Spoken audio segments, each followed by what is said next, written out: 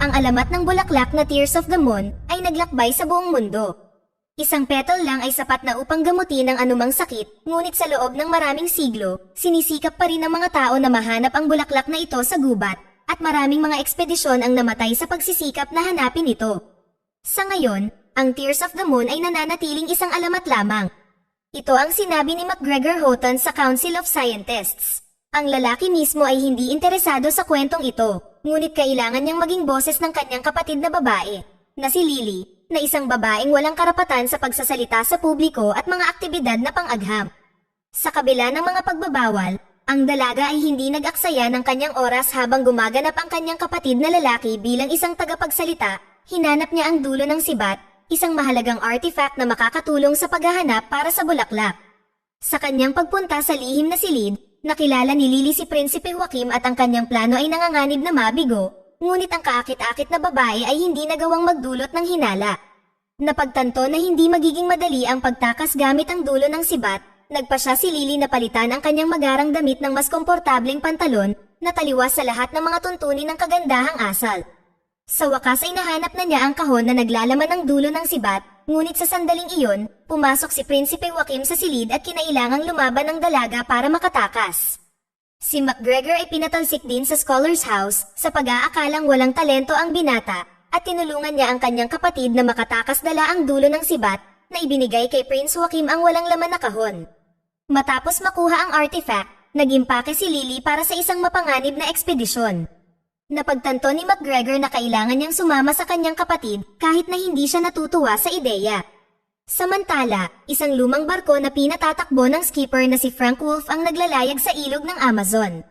Ipinakita ng kakaibang lalaki sa mga turista ang lahat ng kasiyahan sa gubat habang tinatakot at dinadaya sila sa kanilang pera.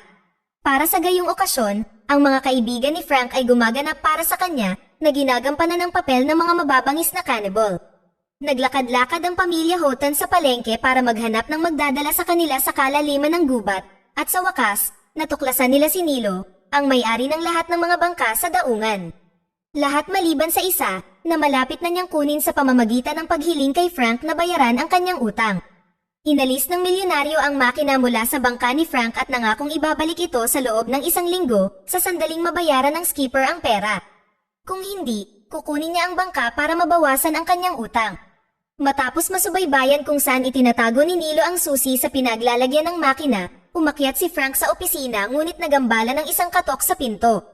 Sa pagpapanggap na si Nilo mismo, nakipag-usap siya kay Lily, at sa sandaling malaman niyang may pera ang dalaga, pumayag ang lalaki na dalhin siya saan man niya gustong pumunta. Pagkaraan ng ilang minuto, nabunyag ang katotohanan, ngunit nagawa ni Frank na maakit ang customer at nangako sa kanya ng ligtas na biyahe. Ginamit niya ang kanyang sinanay na leopard, na hinahayaan ang kanyang sarili na madaig upang mapabilib ang lahat. Nang makasakay na sa bangka, ang grupo ay nagtalo sa bilang ng mga melita ni McGregor, ngunit mabilis na niresolba ni Frank ang issue, at nagkunwaring iniligtas si Lily mula sa mga lokal na kidnapper. Matapos mapagtagumpayan ang isang paghabol, away, pagkidnap, at pagnanakaw, sa wakas ay sumakay ang mga tripulante at nagtungo sa gitna ng Amazon. Nang malaman ito, pinatakbo ni Prinsipe Joaquim ang kanyang submarino upang harangin ang mga magnanakaw, ngunit nagawa ni Frank na iwasan ang kontrabida. Si Nilo ay nadamay na din sa kaguluhan nila at upang ilayo ang mga bangka sa kanya, ginamit ni Frank ang watershed para makabuelo, upang maiwasan ang pagtama ng missile ni Joaquim. Ang totoo ay hindi niya maililigtas ang mga bangka kaya nadagdagan pa ng malaking halaga ang kanyang utang kay Nilo. Sa pagtingin sa kanyang chart, pinagmamasdan ni Lily si Frank na maingat na nakikipag-usap sa kanyang bangka. Sa kalagitnaan ng araw, si McGregor ay nasusuka sa nakakapasong araw, ngunit sina Lily at Frank ay tila maayos. Nag-e-enjoy ang dalaga sa magagandang tanawin ng Amazon at patuloy siyang tinutukso ni Frank tungkol sa kanyang kasuotan at katigasan ng ulo. Ang bangka ay tumama sa isang sangang bahagi ng ilog at nagkaroon ng pagtatalo sa pagitan ng mga manlalakbay. Iminungkahi ni Frank na tahakin ang mas ligtas na ruta habang hinihiling ni Lily na makarating sila doon ng mas mabilis sa kabila ng mga hadlang. Tinalikuran ni Prinsipe Joaquim ang pagtugis at nagpasyang gumawa ng mas mapanganib na plano. Nagsimulang magreklamo si McGregor tungkol sa pagkagutom at mabilis na kumuha si Frank ng pagkain, ilang tilapia ang niluto sa apoy. Pagkatapos ng hapunan, iniwan ng binata ang kanyang kapatid na babae at ang skipper sa deck at bumaba sa kanyang cabin upang ayusin ang kanyang mukha pagkatapos ng nakakapasong araw at matulog ng maayos sa gabi. Nagtalo ang dalawa tungkol sa Tears of the Moon at tiniyak ni Frank sa dalaga na hindi niya mahahanap ang bulaklak dahil gumugol siya ng napakaraming taon, ngunit hindi pa rin siya nakalapit sa alamat na iyon. Naputol ang argumento ng isang sigaw mula kay McGregor na itinapon palabas ng cabin ng sinanay na leopard. Nang makita ang pusa, naintindihan ni Lily ang lahat at muli siyang nagalit sa kapitan dahil sa kanyang mga kasinungalingan. Sa oras na ito, bumaba ang pangkat ni Prinsipe Joaquim sa isang yungib. Gumawa ng ritual ang kontrabida gamit ang tubig ng ilog at nagawa nitong gisingin ang libo-libong ahas na nagdala kay Aguirre, ang unang nagnakaw ng dulo ng sibat, pabalik sa mundo ng mga tao. Nang gabing iyon, ang bangka ay naanod sa malayo, ngunit nagbabala si Frank na dito na nagtatapos ang madaling paglalakbay. Binalaan niya si Lily na sa lalong madaling panahon ay magsisimula na ang mahirap na bahagi. Sigurado si Lily na makakarating sila, ngunit makalipas ang ilang minuto, nakiusap siya sa kapitan na paikutin ang barko at lumihis. Ang talon pala ay isang bagay na hindi kayang mabuhay ng grupo. Ang mga tripulante ay pumunta sa pampang upang magpahinga, hindi napapansin na may mga ahas na nagkukumpulan sa kanilang paligid. Habang nag-iimbak ang mga lalaki ng panggatong, umakyat si Lily sa cabin ni Frank at natuklasan ang mga lumang mapa.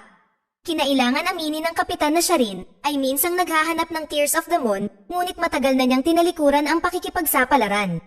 Ipinakita ni Lily sa kapitan ang dulo ng sibat, salamat dahil sa oras na ito ay mahahanap na nila ang bulaklak. Bago makapaglayag ang bangka, ang grupo ay sinalakay ng isang tribo ng mga hunter. Nagkamalay si Lily habang dinadala sila sa kalaliman ng gubat at sinabi sa kanya ni Frank na maliit ang pagkakataong makatakas sila. Ang mga hostage ay dinala sa harap ng chief at ang tatlo ay naghahanda para sa pagbitay sa kanila, ngunit nang subukan ni Lily na lumaban, lumalabas na ang lahat ng ito ay isang biro lamang at ang tribo ay ang mga kaibigan ni Frank na nagpasya na paglaruan sila ng isang kalokohan upang ilayo ang babae mula sa dulo ng sibat. Ang shamanes ng tribo ay isinali ng mga rune sa dulo ng sibat para kay Lily at ang babae ay nakakuha ng mga pahiwatig na magpapadali sa paghahanap ng bulaklak. Nagalit si Lily kay Frank at idineklara niyang magpapatuloy siya ng mag-isa ngunit nakumbinsi ng kapitan ang kanyang kaibigan na ito ay masyadong mapanganib kaya ang mga manlalakbay ay naghanda na magpatuloy ng magkasama, ngunit biglang inatake ang tribo ng daan-daang mahiwagang ahas. Sinabi ni Frank sa kanyang kasama na dapat silang tumakbo ngunit ang landas ng dalawa ay hinarangan ni Aguirre, hindi isang multo ngunit hindi rin tao. Ang mga ugat ng puno ay nabuhay, na tumulong sa mga kontrabida na mahuli ang mga manlalakbay, at sa wakas, nagawa nilang nakawin ang dulo ng sibat sa leeg ni Lily. Tila katapusan na ng kwento, ngunit sa harap ng mga hoten, sinaksak ni Aguirre si Frank gamit ang kanyang espada at nahulog ang kapitan mula sa isang mataas na puno. Ipinakita ng shamanes kay Lily ang isang bangka na maaari nilang gamitin para tumakas at ang dalaga ay nagmamadaling umalis, isinantabi ang kanyang pagluluksa para sa kanyang kaibigan, lalo na't nagawa niyang mabawi ang dulo ng sibat. Muling hinabol ang dalaga at sinubukang takasan ng undead na lalaking nababalot ng mga ahas. Tumakbo siya sa gubat ngunit naubos ang kanyang lakas at nawalan ng malay ang dalaga. Habang hinahanap ang kanyang kapatid, nahanap ni Lily si Frank na sa pamamagitan ng ilang himala ay buhay pa rin. Nang tumayo ang kapitan ay nakita ng dalaga ang isang espada sa kanyang likod. Inamin ng kapitan na ang tunay niyang pangalan ay Francisco at siya ay mahigit 100 taong gulang na. Handa siyang ipaliwanag ang lahat at sabihin ng detalyado, ngunit bago iyon, hiniling niya kay Lily na tulungan siyang bunutin ang espada dahil hindi komportableng nakatayo nang nakalagay ito. Kinumbinsi ni Lily ang kanyang kapatid na magpaiwan sa tribo upang makapagpahinga ito ng kaunti at hindi malagay sa panganib. Samantala, lumipad ang mga mersenaryo ni Aguirre sa submarino ni Prinsipe Joaquim at ipaalam sa kanya kung saan nagtungo ang dalaga na dala ang dulo ng sibat. Sinabi ni Frank kay Lily ang kanyang nakaraan. Naglingkod siya kay Aguirre noon at nang magkasakit ang anak ng kanyang Panginoon, nangako siyang ililigtas siya sa anumang paraan. Ang binata ay gumuhit ng isang mapa para sa kanyang Panginoon, ngunit ang gubat ay isa-isang tinapos ang mga sundalo, at lalong lumiit ang tsansa na natitira sa kanila. Isang tribo ng mga ganid ang tumulong sa mga mandirigma. Iniligtas nila ang mga nakaligtas gamit ang mga petals ng Tears of the Moon, ngunit bilang kapalit sa paggawa nito, ninakaw ni Aguirre ang dulo ng sibat mula sa kanila at pinatay ang halos kalahati ng tribo upang hindi na siya maghintay na muling makainom ng gamot. Nang mamatay ang chief, sinumpa niya ang lahat ng mga dayuhan, ginawa ito upang hindi na sila makaalis sa gubat. Mula noon, Paminsan-minsan ay nakakatagpo ni Frank si Aguirre at patuloy silang naglalaban, ngunit ni isa sa kanila ay hindi talaga maaaring mamatay. Dahil sa nayayamot na sa pagtatahi sa mga sugat mula sa pakikipaglaban kay Aguirre, inakit siya ni Frank sa isang mahiwagang kuweba at mula noon ay nakulong na ang kontrabida. Iyon ay hanggang sa namagitan si Prinsipe Joaquim sa kwento. Sinubukan ni Frank na mahanap ang mahiwagang bulaklak upang makatakas sa mundong ito, ngunit nabigo ang mga taon ng paghahanap dito. Dinala ng shamanes si McGregor sa kaligtasan, ngunit naabutan sila ng isang submarino at na-hostage ang lalaki. Tinanong ni Lily si Frank kung ano ang mangyayari sa kanya pagkatapos nilang mahanap ang puno at sinabi ng kapitan na magkakaroon siya ng pagpipilian, maaari siyang maging isang mortal o dumiretso sa kabilang mundo. Tinakat ni Joaquim si McGregor at ipinakita ng lalaki ang eksaktong lokasyon kung saan naglalayag ang kanyang kapatid na babae. Dumating ang dalawa sa site, ngunit lumalabas na ang pasukan sa kuweba ay nasa ilalim ng tubig. Sinubukan ni Frank na pumasok ng mag-isa ngunit kinailangan humingi ng tulong kay Lily dahil ang pasukan ay idinisenyo para sa mas maliliit na katawan. Natagpuan ni Lily ang kanyang sarili sa isang kulungan sa ilalim ng tubig at upang mabuhay ay kinailangan niyang halikan si Frank ng maraming beses upang makakuha ng oxygen mula sa kanya. Sa wakas, nakahanap ang dalaga ng isang lever at bumukas ang portal na inalis ang lahat ng tubig sa lagon na parang nasa isang higanteng bathtub. Nang maubos na ang tubig ay napagtanto ng dalawa na nahanap na nila ang tamang lugar ngunit nalungkot si Lily dahil inamin ng kapitan na handa na siyang umalis patungo sa kabilang mundo. Ang babae ay kailangang pumili ng mga salita upang kumbinsihin ang kanyang kaibigan na gugulin ang natitira niyang buhay sa kanya. Nasira ang mood ng mga manlalakbay dahil biglang lumitaw sa harap nila ang bangka kung saan hostage si McGregor. Upang mailigtas ang kanyang kapatid, kailangang ibigay ni Lily ang dulo ng sibat at talikuran ang kanyang pangarap na mahanap ang Tears of the Moon. Samantala sa bangka ni Frank, ang buong grupo ay nagtungo sa puno ng mahiwagang bulaklak sa pamamagitan ng mga sinaunang maze sa ilalim ng lupa. Pagdating doon, nag-alok si Frank sa kontrabida ng deal na tutulungan niya siyang buhayin ang puno, bilang kapalit ng pagbibigay sa kanya ng isang petal. Upang maiwasan ang malaking tao sa paggawa ng bagay na hindi maganda, kinuha ni Prince Joaquim na hostage si McGregor.